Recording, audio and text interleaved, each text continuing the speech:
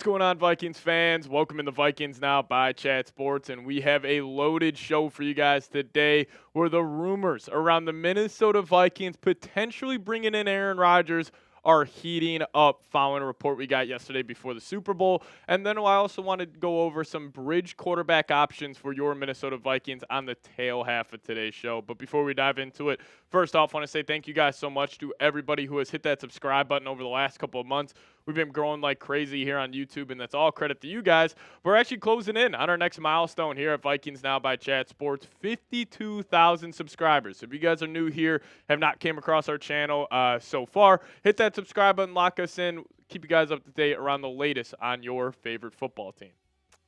All right, so the Aaron Rodgers rumors yesterday really started to get going after Jay Glazer tweeted out this before the Super Bowl yesterday, saying Aaron Rodgers flew back to New Jersey last week to meet with the Jets about his future with the team, only to be told that the team was moving on from him, if that means he would be a June 1 designation that allows him to sign with any team in the league on March 12th if he decides to continue to play. So obviously there's a bunch of financials, here at the Rodgers contract with the New York Jets, but if they do make him a pre-June 1st release or trade, which I would anticipate them to do, they would take on $49 million of dead cap, and then they would save negative $25.5 million. Maybe saying, why would the Jets do that? Well, that would completely wipe him off their books heading in the next season. So I could see the Jets using that as an option, but also they could just post June 1st / release or trade him, which would give them a 2025 dead cap hit of $14 million, $35 million in 2026 of dead cap, but they would save $9.5 million, which they could use for the draft class after June 1st. So that's a financial situation with Aaron Rodgers and the New York Jets. And actually, DraftKings has the Vikings as the fourth best odds to land Aaron Rodgers. Now, you have two QB needy teams up at the top of this list in the Pittsburgh Steelers and the Las Vegas Raiders. Will the Steelers or Raiders try to sign Russell Wilson, as Russ has a connection with Pete Carroll, new head coach of the Las Vegas Raiders, and he's obviously just with the Steelers this past season, but also the San Francisco 49ers. If they don't re-sign Brock Purdy to that extension, maybe he could head to the Bay. But then they got the Vikings at fourth, and I can already see people panicking. I don't want Aaron Rodgers, yada, yada, yada. And I agree with you. And the only way I would consider bringing Aaron Rodgers to the Minnesota Vikings is if J.J. McCarthy has a setback during rehab.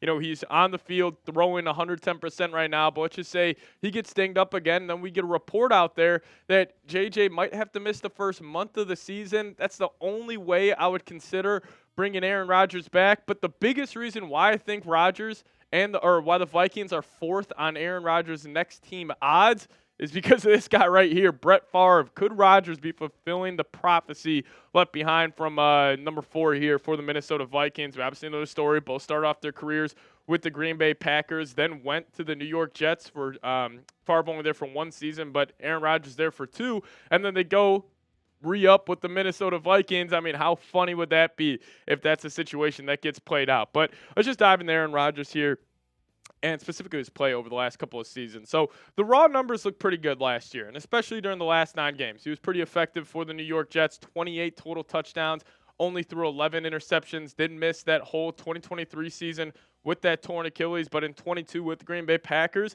26 touchdowns, 12 picks. But that MVP season was only 4 years ago where he had 37 touchdowns and 4 picks. But it goes a little deeper here on Rodgers, and not just the raw numbers in terms of, really determining how he played last season. Now, I think he has been incredibly aware of his touchdown to interception ratio, which has led to him not pushing the ball down the field as much, hence why his yards per attempt is 28th in the National Football League. I think in the back of his mind, he is thinking, if I could keep that touchdown to interception ratio clean, it would just give a better argument of why I'm one of the best quarterbacks to ever play this game. But I think he's clearly made an effort to improve that over the last couple of seasons, and it's resulted in some negative advanced stats his way. Like catchable ball percentage, 27th in the league. Never thought I would say that for a guy like Rodgers. Even the adjusting completion percentage down there at 73.7. But, in terms of Rodgers and the Vikings, the big question I have is I wonder if Aaron Rodgers would go play as a backup quarterback anywhere in his career, because I'm sure he still believes he's a top 20,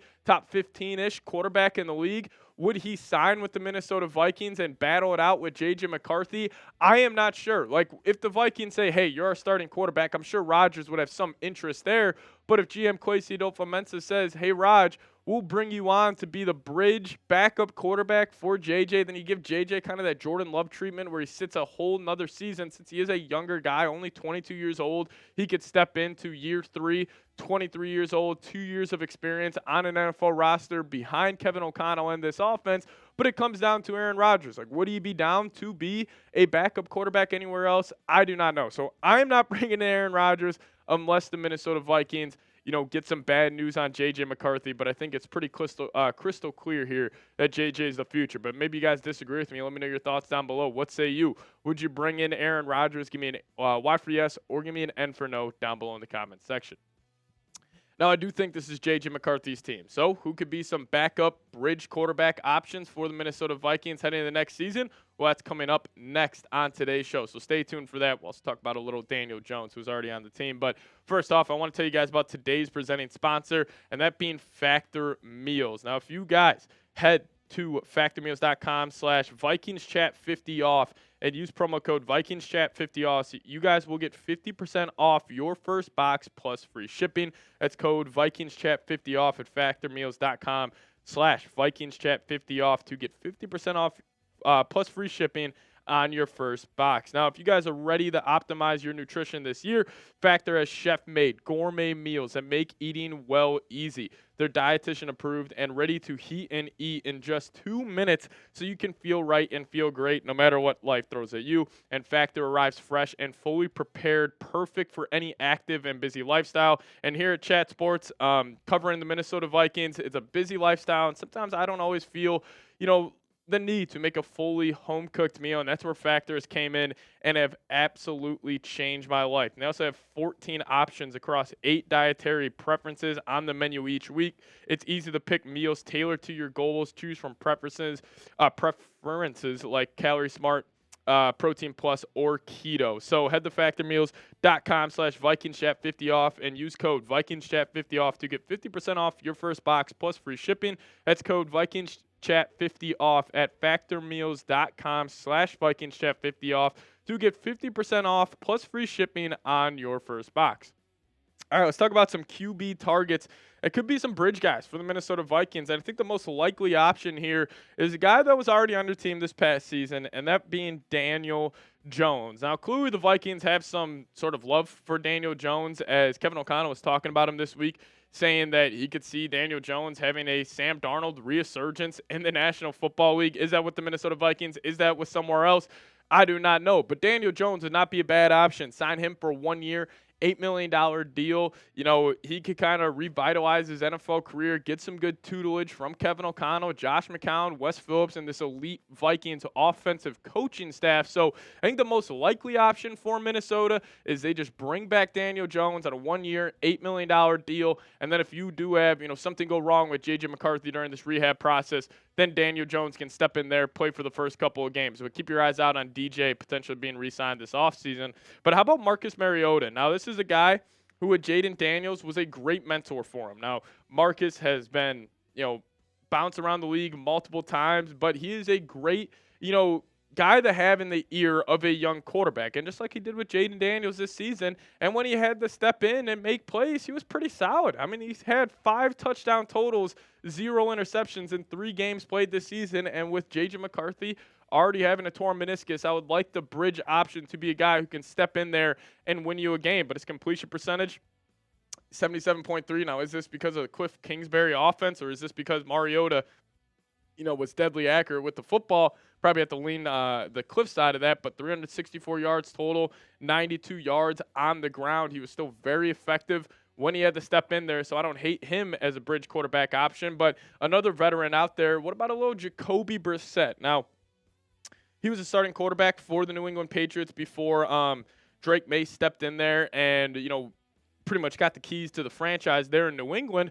But I still think this is a guy similar to Marcus Mariota where he could step in there, win you a game if need be. And what if it's the same situation like the Patriots had last year that the Vikings could replicate this year, where it's just, hey, Brissett, you're going to start the first 2 games. We'll see how you do. And then once that, goes downhill, we could just throw in Jacoby Brissett or throw in J.J. McCarthy, and he'll have the keys to the franchise. But I like this guy being in the ear of JJ, and I'm a big believer. Everybody is a product of their environment, and if you just get more smart football minds around a young quarterback, we can really see his development take off. So watch out for Jacoby Brissett as well. But what about the Red Rifle, Andy Dalton, who was with the Carolina Panthers this past season? And, Bryce Young, he was benched for Andy Dalton midway through the year, but when he came back in, he was great for Carolina, and I think Andy Dalton being around him was a big reason for that. But Andy, he did have to step in for one game. I remember specifically against the Las Vegas Raiders where he threw for 300 yards, 3 touchdowns. Now, this would be I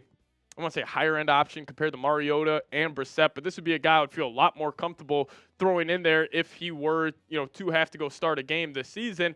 But, hey, on the season last year, 989 yards, 7 touchdowns, 6 interceptions, just a solid option at that bridge quarterback spot. But how about Mr. Elite, Joe Flacco? This past season with Indianapolis Colts, he actually played against the Minnesota Vikings on Sunday Night Football. Definitely not the same guy that was with the Baltimore Ravens or sparked the Cleveland Browns during that playoff run. But, the raw numbers for Joe Flacco don't look too bad from last season. 12 touchdowns, 7 interceptions, actually threw for over 1,700 yards. And I think he could step into a Kevin O'Connell offense, understand the playbook right away. And, again, same situation with the Brissett, with the Mariota, and these other bridge quarterback guys. I would feel comfortable with him stepping in there, playing a game for the Vikings and somehow stealing a win when, needed to be. But Flacco, I would probably lean another direction in terms of who I'd want as a bridge quarterback. But again, this could be a cheap guy, 1 year, $2 million, really would have no impact on this year's cap, could allow you to spend big time in free agency. But those are 5 guys I think the Vikings could sign at the quarterback position. But you guys just got to give me one name. Name a QB that you want the Vikings to sign this offseason. Could be Aaron Rodgers, could be Daniel Jones, but you guys just give me a quarterback down below that you want the Vikings to sign. Now, if you guys got any questions on the Minnesota Vikings, just hit me up on Twitter. At Pat Siepman is the Twitter handle. And also, if you guys give me a follow over there, I'll give you guys a follow right back. So we'll see you guys next time. As always, Skol Vikes.